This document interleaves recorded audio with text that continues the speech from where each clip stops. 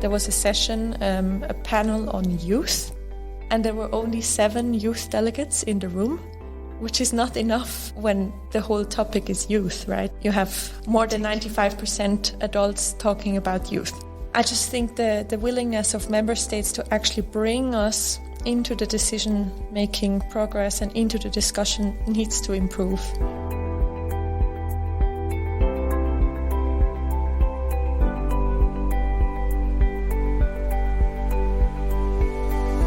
So welcome to this episode of The Next Page, the podcast of the Library and Archives dedicated to advancing the conversation on multilateralism. We recently invited the Swiss youth reps to the Library and Archives for an event on youth and multilateralism, and we decided to invite one of them back to delve a little further into ideas on how the voice of younger generations, their needs and their vision can be heard in the multilateral system. So I'm delighted to have here with me today Flora Chiper, who is Swiss UN Youth Representative for 2023-2025.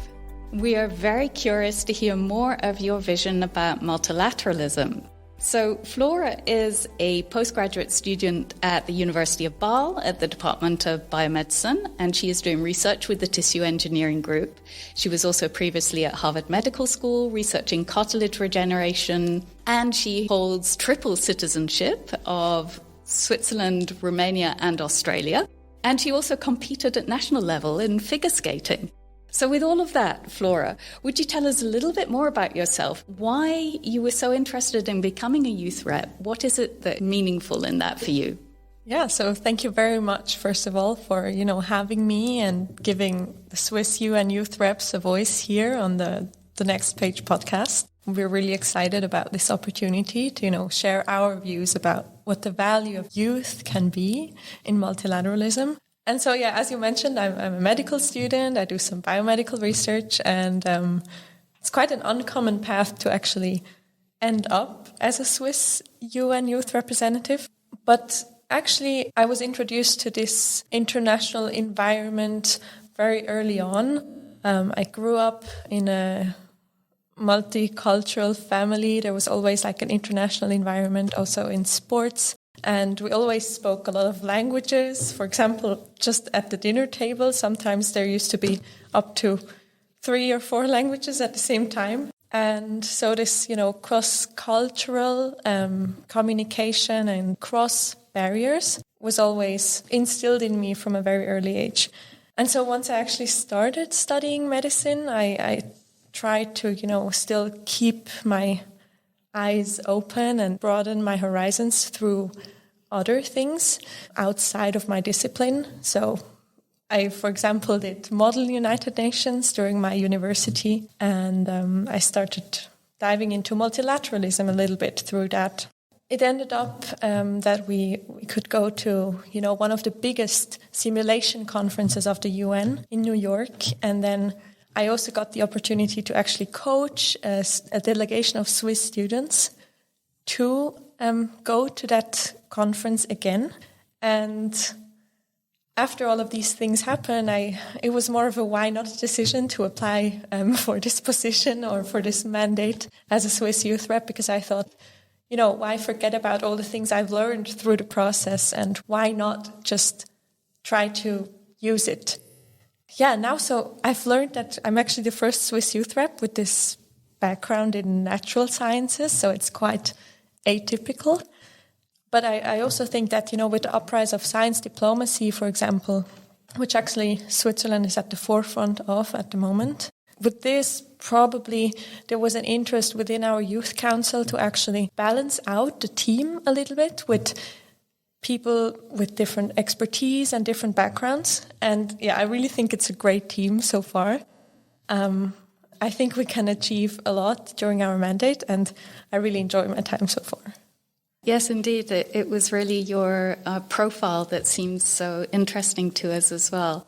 But like you say, Switzerland and the youth reps, it's quite interesting because Switzerland has just had its 20th anniversary of membership in the UN last year. But it's interesting that in 2003, which was just 1 year after Switzerland became a member of the UN, the Swiss National Youth Council submitted a proposal to the Swiss Federal Department of Foreign Affairs for youth participation in the UN. And as a result, the first youth representatives were elected. So it was very quick. How many Swiss youth representatives are elected? You talked about the team. And what does the role entail in Switzerland? Yeah, so every summer, 3 new Swiss UN youth representatives get selected by people who are in the board of the Swiss National Youth Council, but also we're supported by our Department of Foreign Affairs. So it's kind of a joint decision as to, who will be on the team. So there are 3 Swiss youth reps every year, but the mandate takes 2 years. So we have a junior-senior system, 3 juniors and 3 seniors, which is great because then we can, hand over the expertise and not start from zero every year and actually have some continuity within our engagement in multilateralism. And as to what our role actually entails, there are 2 parts to it.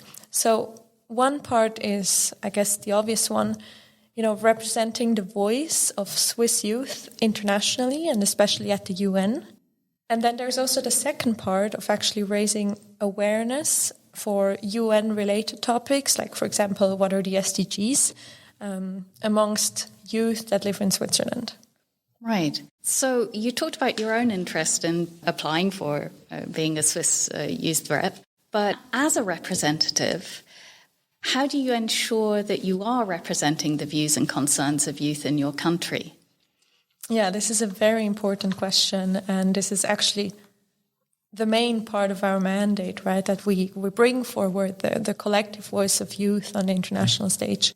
So one of the ways we do that is, through the Swiss National Youth Council, which we operate under.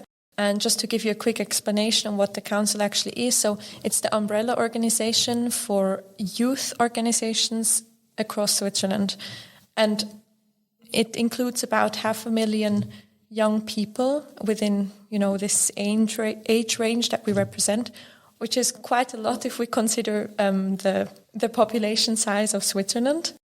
So this is one way. So we get input from the Youth Council, but then we also use pre-existing data. There used to be a youth barometer in Switzerland every year that filters out the issues and the concerns and the opinions that young people currently have. We also use open sources that provide data on young people's quality of life. For example, just recently the Youth Progress Index came out.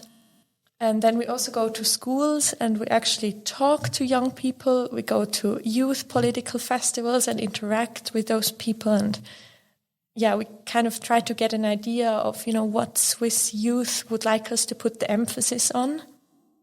Because there are a lot of topics we could talk about and bring up, but sometimes we have to, decide which is the most pressing issue, where can we actually have an impact. And then also, I think as young people ourselves, we quite capable of, understanding the issues of young people because we are young people ourselves. Yeah, there are many ways in which we get the views also, for example, through social media. Like a lot of the interactions with Swiss youth happen through social media. And you can always find us there if anyone's listening. That's good to know. But it's not only youth, presumably in Switzerland, that you interact with. And Switzerland is not the only country with UN youth reps. Do you know how many countries have youth delegate programs? There are actually no official numbers, right? Because not all member states register their youth delegates with UNDESA, which is kind of the coordination organ for the youth delegates. But from those unofficial interactions, chat groups, one of us was just at the GA recently, we would estimate about 50 to 60 member states who have youth delegates, but most of the member states have at least 2 or 3 youth delegates at a time.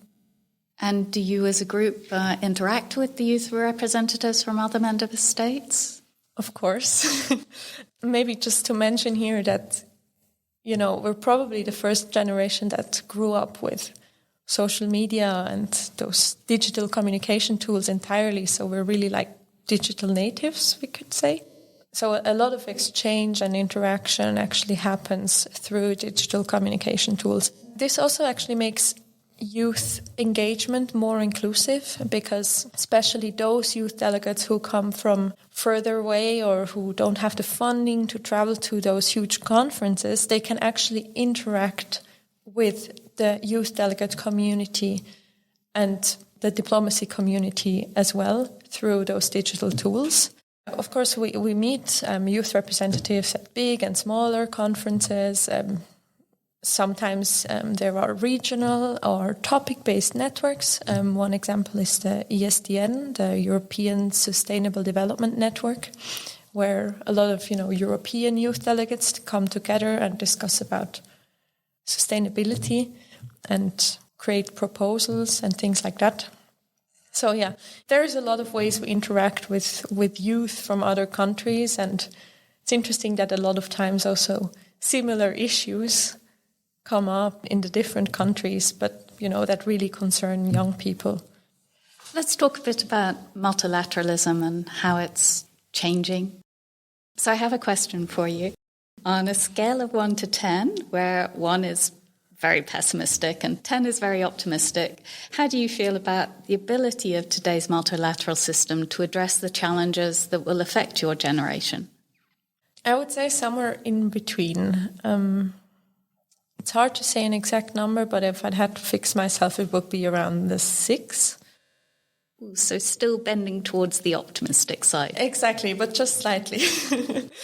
I mean, there are a lot of positive developments that have happened in the recent years for youth engagement, especially because youth activism has, rendered multilateralism already a bit more inclusive. There are currently a lot more points of entry where youth can actually bring in their opinions into the multilateral system. We also, did our research a bit on this, and we read that young people are generally more optimistic about multilateralism because the issues that we face today, they do require international collaboration. Like, let's think of climate change. Nobody can solve the issue by themselves, right? So young people do believe in the multilateral system, but I also think they're keen on actually having a system 2.0 or just like a reform. The negative sides would be that, for example, progress towards the SDGs, nowhere near where it should be by now. I personally just think that, too often crises just interfere with or just hinder progress towards positive developments. And we have to find a way to keep those positive developments actually ongoing, even when, unfortunate things happen in the world. Absolutely. So you've mentioned climate change, and you have mentioned also the lack of progress towards the SDGs. But for your generation and those younger than you, are there any other major challenges that you think we're facing now or will face before long? Is there anything particular you'd want to bring out beyond that? Yeah, as I said already, especially climate change, increasing heat, droughts, natural disasters is a huge concern of young people. And, we'll be here for long. We'll have to live on this planet. We're really concerned about the developments and that actually not a lot of things are happening within the multilateral system to, I would say, effectively or meaningfully tackle those issues. What we see now is that, youth is at the forefront of the climate movement. Since the Fridays for Future movement, you always see the young people actually advocating for climate action. So it is a huge concern that we try to bring forward. Now also the Swiss Youth Council doesn't only have UN youth delegates, but we also have a special climate youth delegate who is only appointed to take action on climate issues.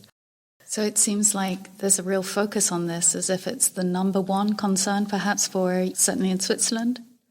Well, saying it's the number one concern is maybe difficult, because, of course, there are other concerns as well. Recently, mental health issues have gone up a lot, significantly since the COVID-19 pandemic. So this is a concern that we see that young people raise increasingly. And then also, inequality of opportunities. Still a lot of children and young people are left behind because we're kind of better educated, because a lot more people have access to at least basic education. They actually know that they actually are aware of the opportunities that they lack. So it's not a new concern, but the awareness for the inequality in opportunities is rising.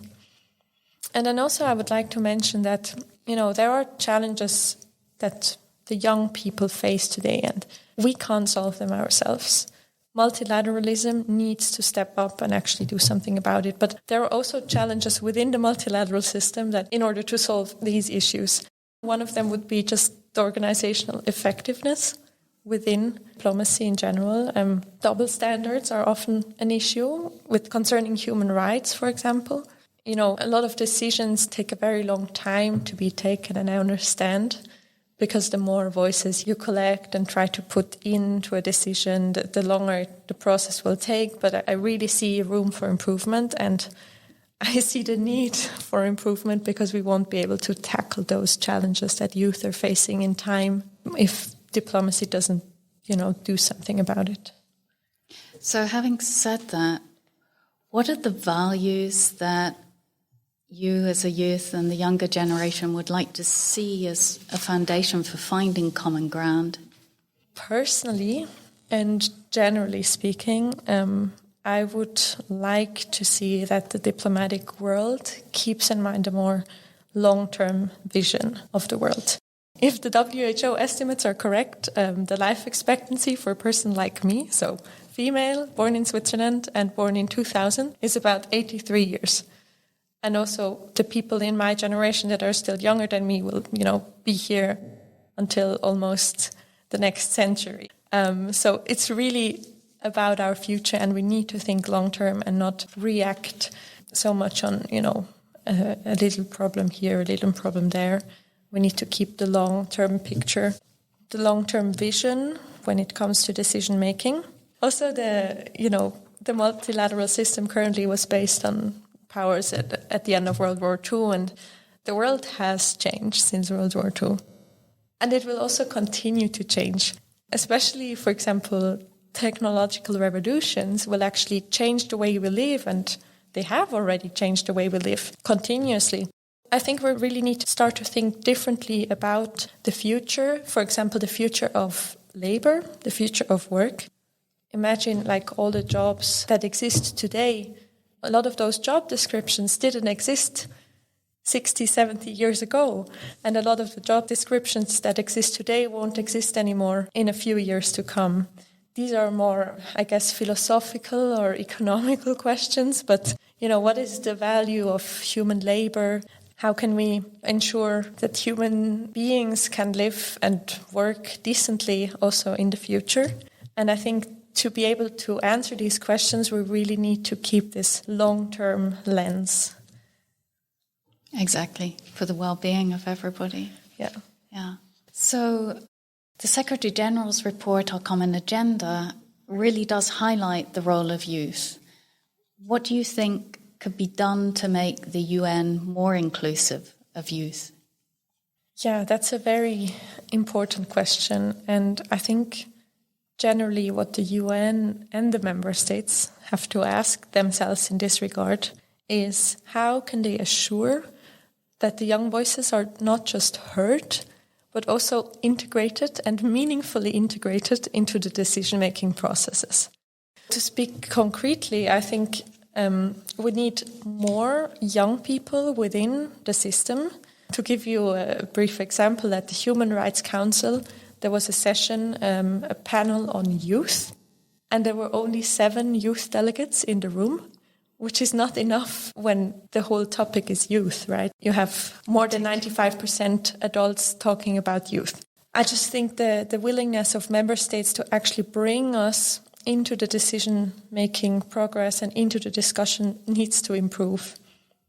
And then also another point is that there are certain inequalities that come with youth engagement currently. One is that, the opportunity of actually engaging in the UN or engaging as a youth delegate sometimes, and in some member states, depends on the socioeconomic status. UN internships are mostly unpaid, and, in cities like Geneva or, New York, which are expensive cities to live in, people that come from less privileged backgrounds, they can't fund themselves, so they have less opportunity to actually engage within the system. But it would be nice to have more voices from, South America, Africa, Australia, Asia, etc. You've already talked about young people, it being a large demographic, but I just wanted to perhaps remind a bit about the statistics that we have on this, so that approximately 16% of the global population is between 15 and 24, and that the UN estimated a few years ago that by 2030, probably the population of youth between the age of 15 and 24 will have grown 7% to nearly 1.3 billion. So what would you like to see done to deepen that solidarity with the world's young people, not just your generation now, but future generations also? Yeah, I think the answer to that question would be quite short. Just more youth inclusion, and also more inclusion of those people who currently don't have easy access to the multilateral system.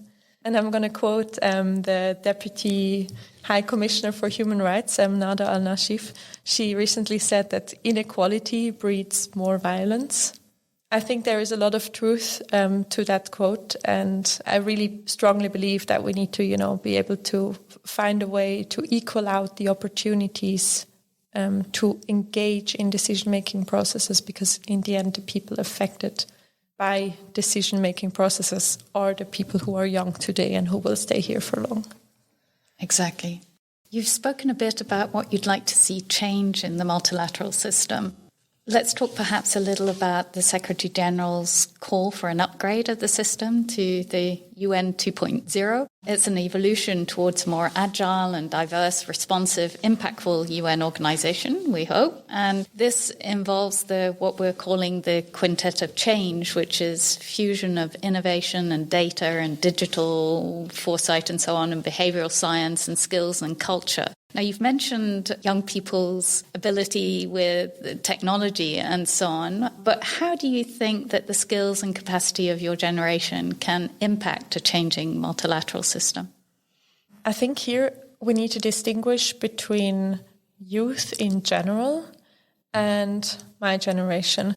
So I think that youth in general, and, there is a constant turnover, and it's great to keep the ideas fresh and to actually always include that generation that is currently young into decision-making processes. Because young people have innovative, fresh ideas. They might not have the experience that it takes to actually, make a good decision, but they can bring in so many creative ideas that actually, one of them, two of them, many of them might be really good ideas, and they need to be heard. Then about our generation, which is currently youth, but will not stay the young generation forever. Gen Z has been described as the most accepting and open-minded generation currently. And I think this is also because we've been shaped by the digital age, as we've mentioned before. We grew up with, seeing information from various places, cultures, etc. And so today's young people, through those digital communication tools, they are actually more informed and also more connected than ever before, because it's also a lot easier to access information through the internet than it is to, go to a library and search for exactly the book that you need.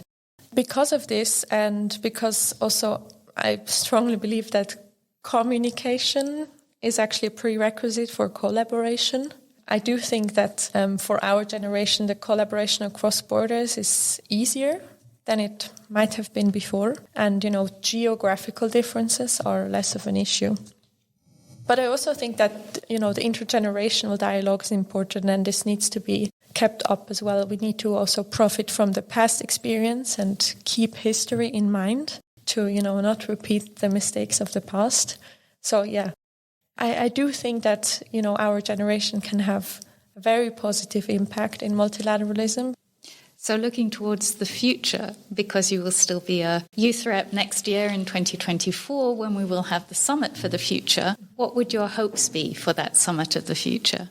Yeah, so as a quick disclaimer, we don't know yet if Swiss youth delegates will actually have the opportunity to go to the Summit of the Future. But nevertheless, I think it's really, really important that a lot of youth delegates will be there, because in the end, it's about our future. So yeah, what are my hopes? Personally, I hope for more evidence-based policy. I strongly believe that decision-making should be based more on, anticipations by scientists, by data, and not so much by the current political tensions. Concretely, what I hope that will happen at the Summit of the Future is that there will be agreements on concrete ways to boost the progress towards the SDGs, because we are so far behind. And ways of boosting could be better monitoring mechanisms of the specific targets within the SDGs, but also there might be a way to, implement more concrete, immediate, active mechanisms that can be applied when, the progress towards those targets actually goes back. Just to give you a quick example here, with poverty, so SDG 1 aims to end poverty in all its forms everywhere by 2030. And so by now it should have halved, but the number of people living in extreme poverty is actually currently increasing. There are not a lot of mechanisms in place to hinder that progression. So I think there are a lot of hopes for the Summit of the Future, but we can also not expect that a 2-day summit will change the world. And that's why a lot of preparations are necessary, and they're actually already ongoing. And so, yeah, we really hope that we can contribute, young people can contribute to shaping the future through the summit and beyond. I'm sure that you can contribute so much. Do you have any final thoughts for us, Flora? Yes, I would like to quote a youth delegate from Germany who mentioned the following sentence at the Human Rights Council panel on youth, and it's very general, but they said that young people are the future and the future belongs to them. I think we really need to keep this in mind when decisions are being taken about topics that concern our future. And then also something I've talked about a lot and in various contexts, and I think it's always helpful, is unity in diversity. So I think we really need to combat this polarization that is currently happening a lot. I think people need to regain their ability to actually empathize and put themselves into the shoes of the others, because this polarization jeopardizes multilateralism. I've also learned that, one of the major principles of negotiations is to be able to put yourself in the shoes of the other and try to figure out how you can create a win-win solution, not a win-lose solution. And I think if we keep this in mind, a lot of positive changes can happen. Empathy, unity and diversity. I don't think we can find a better way to conclude. Thank you so much for joining us today. Thank you so much for having me.